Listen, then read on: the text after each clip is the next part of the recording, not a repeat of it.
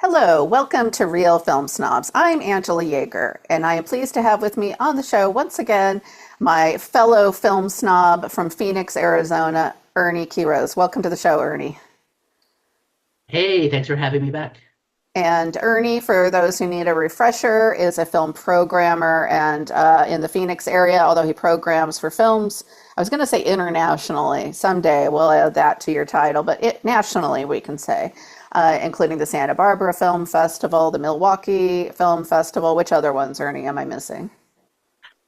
The Loft down in Tucson, one in Austin called Cine Las Americas, and then I also screen, not really program, screen. We won't get into that. Screen for Sundance and Telluride. Yes, Sundance and Telluride. So if there is a big film festival in the country, you have a pretty good shot that Ernie might have be involved with it. And you also program Exactly. films at the Phoenix Art Museum, which is one of the reasons we're doing this Yes. episode on film noir classics, as I'm calling it. And I kind of put that in there because there's a lot of film noir out there. There's a lot. You could practically just have a channel of just film noir. And it's my parents' favorite genre. So I happen to have seen a lot in my time. And we're going to pick some five or four for the show that are pretty well known, a little bit, more top tier film noirs, but these are ones that you considered doing possibly for the series at the Phoenix Art Museum, and they may show up, they may not. Is that right? Yeah, this worked perfectly because I'm the curator of film at the Phoenix Art Museum, and I'm doing Noirvember. No. So we'll be showing four films, and this was a chance to sort of see some new films that I hadn't seen. I've always wanted to see or rewatch some things, and rewatch some, the real, Double Indemnity, which I know you've covered, but just really dive deep into film noir to put this series together. So, but yeah, this is one of my favorite genres, and I think a lot of people like film noir, so I think it'll be good series at the museum. So thank you Yeah. for giving me yet another excuse to watch some really great films. As always, that's what the show's really here for. I just watch stuff and try to figure out a way to talk about it on TV. So, November, I like that. That's fun. So, we're going to kick it off here with our first film, which I hadn't seen in a while. So, it was fun to revisit this one. One thing I love about film noir is we have a nice mix here. You got everything from like really dirty, grimy stuff like Sam Fuller's Pickup on South Street. But Laura, our first film by Otto Preminger from 1944, is very much the opposite of that. It's almost a little bit of a romantic film noir, if you will. And it's about a police detective played by Dana Andrews. Who falls in love, in a way, with the woman whose murder he is investigating. Sounds a little bit trippy, and it is. And Gene Tierney, the face that broke a thousand, hearts, is the woman in this case. Also stars, I have to bring up Clifton Webb, but that Vincent Price in an early role, not playing exactly a crazy psycho killer, or is he? I don't know. But if you haven't seen the movie, I don't want to give it away. So the interesting thing about Laura is, like I said, it's not. It's a different kind of film noir from like the dirty kind of what I think of the city grimy ones of a Sam Fuller, or even like the femme fatale of a Double Indemnity. Everyone is very elegant here. Everyone's got their knives hidden behind their elegant evening dresses, and so, but everyone, as in a good film noir, has an ulterior motive, and in this case, everyone wanted to kill poor Laura, despite the fact that everyone is in love with her. And that's kind of the interesting thing about it. You talk about a movie that explores kind of that toxic masculinity so well. All these men are in love with Laura, the idea of Laura, really more than the actual woman. And then when you meet the actual woman, it turns out she's kind of like, yeah, I'm over it. I'm really over all these guys. And that's one of the things I love about this film. And of course, Gene Tierney, just amazing to look at. Vincent Price, very young and playing kind of a playboy character, very different kind of role for him. And Dana Andrews doing his usual Dana Andrews thing. He's in a lot of film noirs and often plays a detective. So this isn't a super different role for him. Had you seen this one before, Ernie? So this is actually one I've never seen, and I think this is probably like the biggest, most popular, well-known film noir that I have not seen. Been on my list for a very long time. I'm not going to bury the lead. I think this is the weakest of the four, honestly. Hmm. I could not get into it. And do we want to give away the twist? I mean, it's only like halfway through the movie. It's not like a big twist. And I mean, it's a 80-year-old movie. I don't know, but I just I try not to when I'm watching older films, try not to uh hold them to a contemporary standard. But there were just a lot of things that the way characters talked and acted just did not make sense and just did Hmm. not.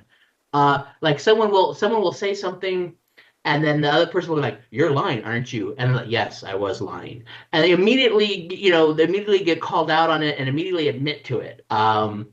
There, but at the very beginning, when no, get me wrong, I liked so many elements of this film, including I have to consult my notes because I always yeah, Clifton Webb as Waldo is amazing, and I totally agree with you. I like the idea of a film noir in high society, which is very unique. But while he's a writer, right? Waldo, and then Hmm. he's like suspect number one in the murder of Laura, and the detective's interviewing him, and then he says, "Well, I have other suspects to talk to," and Waldo says, like, "Oh, can I tag along? I'm a writer, and I'd be interested in hearing what they say."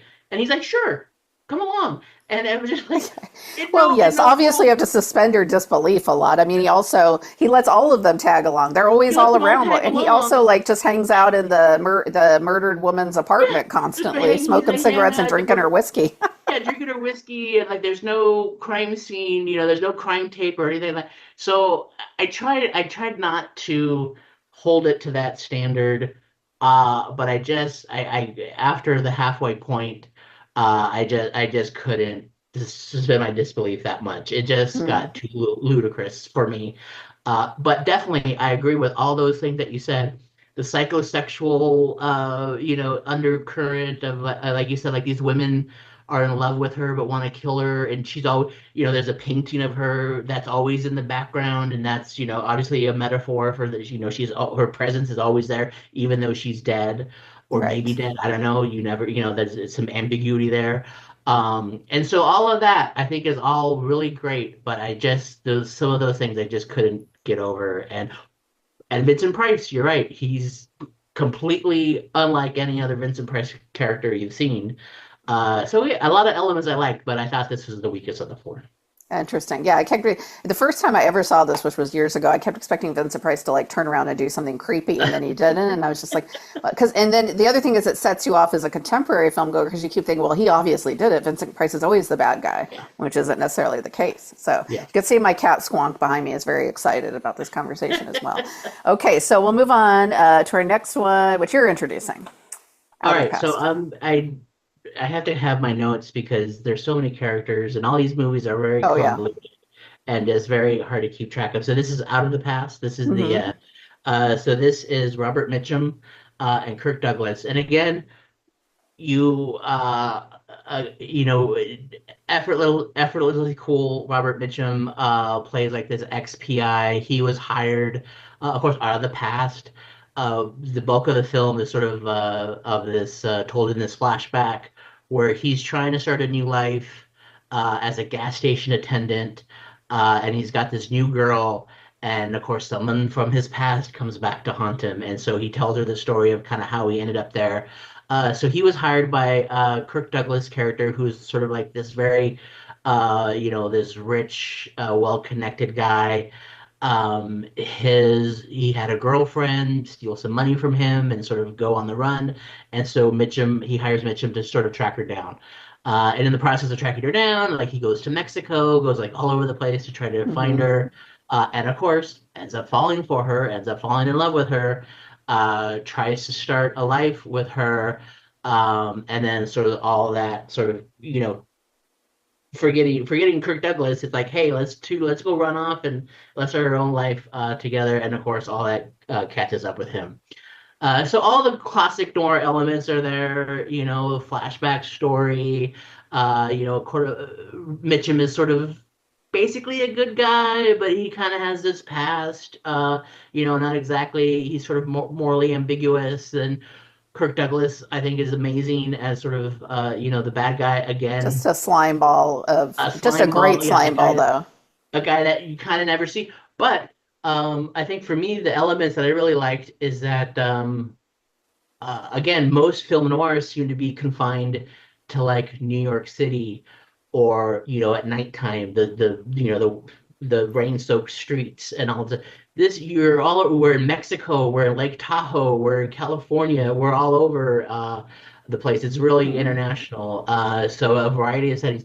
And Mitchum, oh my God, Mitchum is just, if you've never seen, and again, most people maybe think of him as Night of the Hunter or Cape Fear as like the really intense bad guy. Here he's just sort of a regular guy. Hmm. But he is like the epitome of cool. Oh, So so yeah, cool. so yeah, This is so like so this is Robert Mitchum at his coolest. Let's be just that is honest. I actually mean, cool. he's like he is the way he's always got the cigarette dangling out of his mouth, and then he lights one up as soon as he takes one out. And yeah, he is such a great foil with Kirk Douglas's character, who's so wound up and so wound tight. And Kirk Douglas's character is a really interesting bad guy because he's not a heavy, right? He has other people Yeah, do that. He's like a business. He could fit in 2025 very easily. He's a creepy rich guy he's in fact one of the big things he's trying to get away with is just like tax evasion. I mean, it's tax a film evasion. noir Yeah, about tax evasion. I mean, that and the woman, of course. And then we have to talk about, I'm looking up her name, so this is why I'm leaning over. I apologize, but the femme fatale in this, who is a great femme fatale, Jane Greer, who I think this is one of her best performances. She is so good. Is it Jane Greer that plays the bad guy? I feel like it was someone else. I knew this. I was going to I gotta do look at my this. notes Yeah, too. but Uh, she's so good.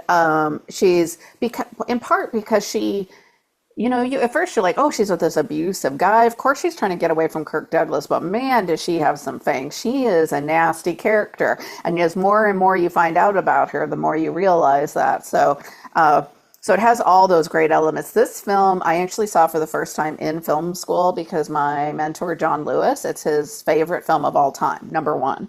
And I hadn't heard of it wow. at the time. This was quite a few years ago, but still, it's not as famous as a Double Indemnity or a Laura. And when I saw it, I was just blown away by it. It even does using the flashback convention, which in a lot of modern movies, when they go to a flashback, I go, oh God, I mean, it's usually done so poorly, but it really works in this movie, I think. Yeah. And To just go back to beautifully Laura, shot. to go back to Laura, because flashbacks is central to film noir, like the story structure. Right, right.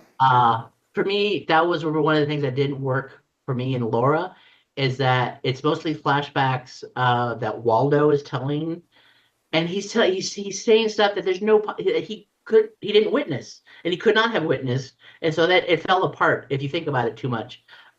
Which again, Right. Whereas try this not one's to. all through Mitchum's character's Well, this is all through perspective. Mitchum's character. Yeah, this is the bulk of, so it makes sense. And he's telling, like I said, he's trying to start a new life, so he's telling the new woman in his life sort of all these things that happen. So that structure makes sense. Yeah. Yeah, again, the idea where femme fatales and film noir are like these strong female characters who have some sort of power over men, whether it's sexual or psychological or whatever, which, we can analyze, what does that mean? And is that really a strong character? Are these really strong female characters, or is this how men see women? Is this a more misogyny Hmm. thing? So there's a lot of that in all these films. Yeah, yeah, for sure. Although I think when we get to Pick Up on South Street. I can argue that one, that it's actually, there is a little bit too. We'll get to that in a bit though. Yeah. This is one of my favorites. And so I'm really excited if you end up getting to show this to an audience at the Phoenix Art Museum. I will be really excited to see what people Oh say yeah, because for sure. I think to this. see this with an audience would be awesome. And it's peak film noir, in my opinion. It's got to be in the top 10 film noirs Yeah. ever made. And Jacques Tourneur, I should say, fantastic filmmaker, obvious, who was really well known for his use of shadows and lighting and his depth of field. I mean, just impeccably shot too. So And like I said, there's they go to Mexico, they get outside of New York City, yeah, yeah, it's which not all in is the city, and there's daytime scenes at the gas yeah, station and at the beach, and yeah. So yeah. imagine that in a film noir. So, oh yes. So the one next one's yours. So our next one is In a Lonely Place. This is Humphrey Bogart again. This is peak Bogart, right up there. Maybe number two, second only to Casablanca. But he plays a screenwriter, sort of a washed up screenwriter. Well, I don't know if he's washed up or he has standards. He doesn't want to write the sort of standard dreck that other screenwriters have. You know, nothing like nothing like that going on in Hollywood now. Right, right. So he's a screenwriter, and then he sort of he has no other options but sort of to adapt this book that he doesn't really want to adapt, and he doesn't even want to read it. So he Hmm. gets the coat check girl at a bar to who's read it to tell him the novel to him. And so he invites her over. She tells him the story, and he's just like, I don't want to do it. He eventually, she leaves, and of course, she's dead the next day, and so he's prime suspect number one. And sort of the movie is then about him sort of clearing his name, and that whole investigation. And then, of course, he ends up falling. There's the femme fatale. He falls for a woman. I have to remind myself. This is Gloria Graham, Gloria Graham, the Laurel. great. Um, so she has the apartment sort of across the way from his apartment. So she's sort of the only witness that can clear him, that says no, she left on her own and she was okay. And of course she's an actress, she's a screenwriter, so they have a natural connection. Uh, they start kind of hanging out, and then in the process, this is also very popular in film noir. You have the broken man, the who is somehow fixed by this woman or has, so that gets him out of his shell. He starts writing again, and he's all in, he's into writing the screenplay, for her. But he has some anger issues. He has Just a little bit, just a yeah, he little has bit. some other issues. Uh, and this whole time, sort of these investigators are dogging him, and he's, about this woman that killed. Of course, he's innocent. Uh, and again, I don't want to give away the ending, but that adds a strain to the relationship. That the relationship sort of it puts a lot of strain on the relationship of she's not knowing for sure did he kill her or not? Because again, there's a couple of scenes where he gets very angry. He's very quick to anger, Right. and He's got a really bad temper. Yeah. he's got a really bad temper, and he's definitely capable of this violence, which really scares her. And so it becomes a little bit too much that she can't handle. What's interesting about In a Lonely Place is I love this film, by the way, and I agree with you. I actually think it's one of Bogart's best performances of his career, and that's saying a lot because he was in a lot of terrific movies. But the complexity of this character he plays, his character is not a likable guy in a lot of ways. He flies off the handle way too easily. There's a scene where they get in a little bit of have some road rage incident, and he gets out of the car and just almost starts beating the guy to death. Just flies off the handle, and you think, oh my gosh. It's an interesting movie, and though that it does defy some film noir conventions, in that Gloria Graham's character is really not a femme fatale. She loves this guy and really does want to be with him. She has good motives. She's terrified of him too. And it's interesting watching it from our modern lens. And I would be so interested if you ended up ever showing this to an audience, because I could imagine a lot of people in our modern times just going, well, this guy's a bad guy and she should not Yeah, be with him because yeah, he's toxic and abusive. yeah. Uh, But this is also a different time. Okay, so we have to keep that in mind. But also, it's a, he was a guy, he was a war hero. He is well respected by a lot of Yeah. his, he's got PTSD that's not talked about. PTA, exactly. That was my very hinted at. There's maybe only two lines of dialogue in the whole thing about him being in the But it's war. there, it's subtext, It's yeah. So, there, and obviously we would recognize that now, and we would talk about it now. Back then, it's shell shock. They had other, they didn't recognize that as a term. He's clearly affected by the war, and that's why he's quick to temper. But you're right. He's You want to like him. He's a screenwriter like Joe Gillis in Sunset Boulevard. He's sort of this down on the luck screenwriter, and he's the main character that you want to sympathize with. But he's kind of an asshole, and he's very toxic, and you're just like, yeah. run away, girl. Like you Yeah. need to run. No, you find yourself rooting for her, and so it's very different in that way. Nicholas Ray, one of our great American filmmakers, in my opinion, and he explored these types of characters throughout his career in movies like Rebel Without a Cause, for instance, and this Mhm. film, and On Dangerous Ground, another film about a toxic male, because he was really interested in this kind of 50s repressed male psyche, these men of the 50s, like pushing everything so far down because they didn't have modern psychology back then. Brilliant film, brilliant filmmaker. Absolutely I excited do that you want to picked mention this one one. thing. Yeah, I want to mention one quick scene because he's a screenwriter and he's talking to his the private investigator who was his war buddy. They're at a dinner and with his wife, the his buddy's wife, and they're trying to go over the details of the murder. And he, being a screenwriter, says, "Oh, you need to have some imagination." And he plays out the scenario of them driving. Where he's driving with the victim. He's like, "Put your arm around her," and then he just gets way too into it. And Brilliant acting by Bogart. Yeah. that's the first sort of crack in the veneer. Saying like, "Oh, this guy is a little out Right. there."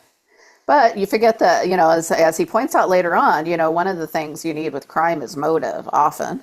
And he didn't have motive for this young girl who was actually just Yeah, doing him a favor. And yeah. so he points out the correct things later on, but they both get pretty creeped out when he's acting out, reenacting how he would have done the murder if he did. Yeah, he almost like digs himself in a hole, really. Yeah. He's his own worst enemy in the movie. Fascinating movie, really brilliant. And Gloria Graham is so good in it. I think it's her best performance of her Oh, and the career. little the thespian. I like the thespian. I can't remember the actor's name, but he's sort of like Oh, a the drunkard. drunken, Yeah. washed up actor that yeah, I always Goes liked around his quoting Shakespeare and he hangs out yeah, at the local bars. And I also like the kind of troupe of outcasts that Bogart's character surrounds himself with, yeah, these kind of people he hangs out with at the local bar. So yeah. that's another nice character touch. Okay, so I want to talk about our last one because I'm really excited about this one. One of my favorites, Pick Up on South Street from 1953 by Sam Fuller, also one of my favorite directors of all time. So I'm very excited to talk about this one. And I got to rewatch it, so I'm excited that you picked it because I never, I could talk about this movie or any Sam Fuller really movie any day. This is about a pickpocket played by the great character actor Richard Widmark, who unwittingly lifts a message that's destined for enemy agents, and he becomes a target for a communist spy ring, which sounds very like woo, but it's Sam Fuller. So it's the writing is tough, it's dirty, it's grimy. All the characters are slimy. The police are awful. They're abusive. Jean Peters is the love interest in this, and she's just absolutely terrific. Thelma Ritter plays, in my opinion, one of the great character performances in any film noir of the character of Mo, who's kind of like the neighborhood. I mean, I guess she's kind of like the neighborhood snitch, but she Yeah. doesn't. She only stitches on certain people though, and only in a certain way to the cops. She's saving up money for her funeral to buy herself a nice coffin in Long Island, and she kind of goes into this whole thing about it. But she's only willing to be a stoolie so much. You know what I mean? I mean, I love this movie so much. It's got all these great character details. Everyone is dirty. The good guy is the pickpocket, if you can imagine that, and Yeah. Richard Widmark, who made a career out of playing bad guys. Here, he's not the bad guy per se, although he's a bad guy in the conventional set, but he's not as bad as the really bad guys, who, of course, are the people, the communists. The commies, the The Reds. Reds, of course, it's Yeah, very of its time in the 50s. But the thing about Sam Fuller, though, is even that isn't simplistic, really, because at one point, yeah, at some point, they're talking about communists, and she said, "Well, what do I care about that? I don't have, there's a lot of moral ambiguity about all the characters, including the yeah. police, who are not portrayed as the good guys in this movie at Yeah, all." I think my best line is when the detectives are talking to him, and he's basically like, "Oh, you should want to find give us the film for the good of the country." And he's like, "You waving the flag at me?" That's just, oh, Yeah, it's so good. Yeah. sharp as Again, yeah, nails. Yeah, yeah. Richard Widmark, yeah, almost always a character actor. It's nice to see him in the lead. Um, yeah, it's nice to have. I have to admit that I think this is my only Samuel Fuller movie I've seen. I haven't seen like Steel Helmet Ernie. or yeah, I We know. have to we have to Right. Yeah. rectify this. Okay, So I maybe now I that'll be have a another mission. I have a now mission. maybe that'll be another episode. Yeah. Oh, So yeah, you know yeah, like you said, the themes of communism and sort of spy versus spy type thing is there. I mean, it's not really pronounced because essentially it is like all these film noirs, it surrounds some sort of crime, and then cops are, PIs investigating the crime and who did what, and you're never exactly sure like who did what and when and who's the good guy, who's the bad guy, because again, everyone's kind of morally ambiguous. yeah. But I like that sort of underpinning of this Cold War sort of paranoia and this Cold War espionage thing. And in a really poor neighborhood. It's like this movie is like the exact opposite of Laura in almost every way. Yeah. Um, Richard Widmark's character lives in this like shanty off the water in New York, And he off the keeps his harbor. beer. I like how he keeps his Keeps beer his beer in the water and pulls it up to drink a cold on one, a rope. Yeah, that's his Yeah. refrigerator. And I think it's But because, Sam Fuller was a former reporter and I'm a former reporter, but he was the old school reporter. He writes in this kind of rat-a-tat fashion. And one of my favorite lines from this movie is when Mo, confronting the bad guy, says, "Look, mister, you'd be doing a big favor if you would just blow my head off." I mean, yeah, come on, you can't get yeah. better writing than that. That's just the best. And you're right, Mo. She hands down, in the Hall of Fame of character. Her character in this film, Hall of Fame, one of the greatest.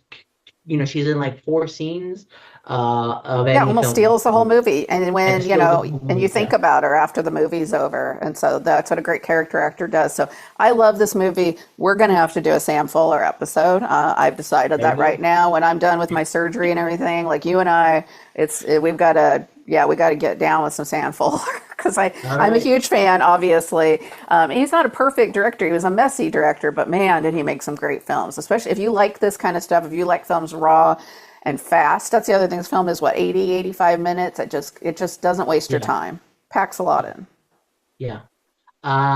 And this was, I mean, again, I think all of these films, I try not to get caught up on the ins and outs and all the details because it's very convoluted and who's doing what and backstabbing this and that. And maybe that's why Laura didn't resonate with me because there was a little too much of that. But Right. definitely all these movies are like, who's doing, like, what's going on? Like, Right. Who's doing what? Yeah. yeah, you could lose the plot very easily, and maybe that's why Laura kind of didn't resonate with me. But the other ones, yeah, they're all very complicated or convoluted. But you just let that go and just enjoy it. Yeah. If you had one favorite out of this batch, what's your favorite? Out of this match, yeah, I think out of the past, out of the Out of the past. past.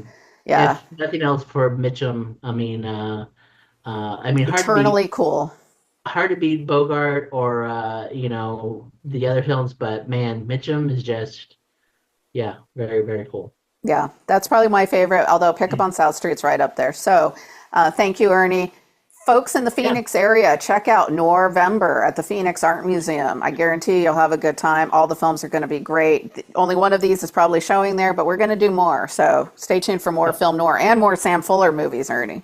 all So right, thank you for yeah, being on the show, Ernie. Appreciate you. Have a great day and great movies. thank you, bye.